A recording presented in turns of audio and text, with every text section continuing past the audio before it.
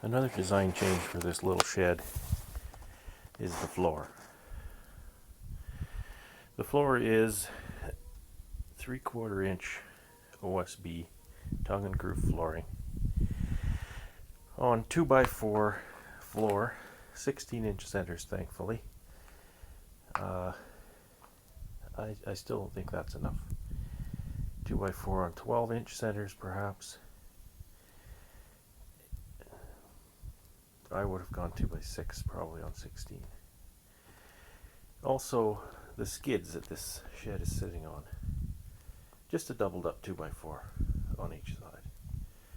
That leaves me with a nearly 2-foot overhang on the sides and a 4-foot span in the middle for those little 2x4 joists to go across. And yes, the joists go crossways on this shed. Not addressing that to begin with is partially my fault, because the floor was completed but the walls weren't up when I got it. In retrospect, I should have flipped it over and dealt with that, because the fix for this is difficult. I can no longer attach those joists to anything underneath there. Certainly not easily. So here's my solution, and it's probably a complete overthink solution, but it's never going to fail.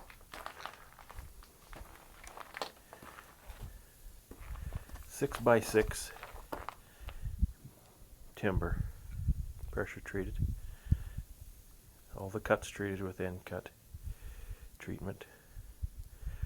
The 6x6s are 4 foot on center. I bought two 12s, cut them to 8, so I ended up with 2 8s, 2 4s. I mortised in the 4s here, and the first floor joist will sit right on top of that first cross beam here. I wanted that across there because this shed needs to be moved. It's not going to stay at my place, and who knows how many times I have to move it and how many times it's going to be moved after that. So when you move a shed, generally you want to hook onto those timbers with a chain. I'll probably put either just a hole or an eye bolt in there. And the problem is you hook on that with a chain and they want to go together. So that big timber in the front there is to keep that from happening. Then we have an X frame, also mortised into the timbers to maintain squareness to this assembly. The back, this is omnidirectional, back, front, it doesn't matter. Same thing, the other 4 foot timber is in the back, mortised in. I've beveled the fronts of the skids to make them glide nicely over the ground when you do pull it, and I've also run a chamfer on the front of these timbers, so when you pull it they don't just dig and ball up the soil. So now my challenge is I need to lift and block this shed, probably a good 7 inches high, and slide this behemoth under it. That thing probably weighs 300 pounds. Fortunately, I have a little tractor. I can probably push it in there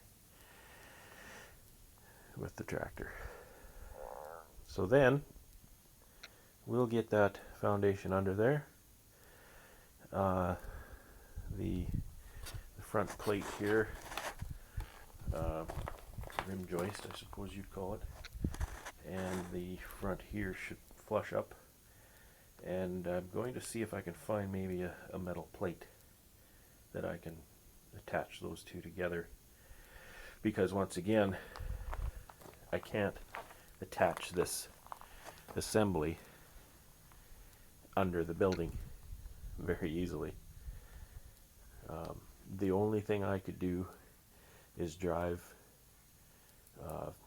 probably 6-inch screws down through those floor joists into the timber, which I may yet do.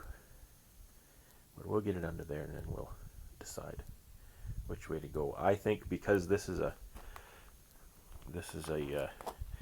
contiguous foundation, it needs no strength other than what it carries in itself. That shed should sit on it, and you should be able to pull that around the yard till your heart's content without any problems. But we'll see. We'll see. Another video when we get that foundation under there.